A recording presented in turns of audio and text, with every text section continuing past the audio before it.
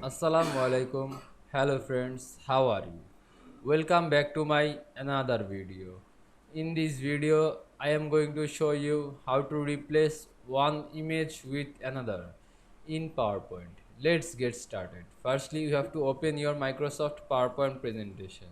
Now you can see here are many slides.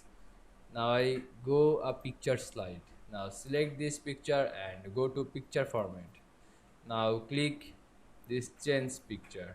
Now click this device. Now choose another picture. Now click insert. Here you can see I replace one image with another image in PowerPoint. I can do it again. Now go to another picture slide, then select this picture and go to picture format. Now click this change pictures. Now click this device. Now choose another picture. Now click insert.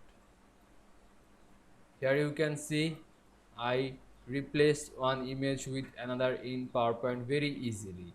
I hope you enjoyed my video. Please like, comment, share and subscribe my channel. Thanks for watching.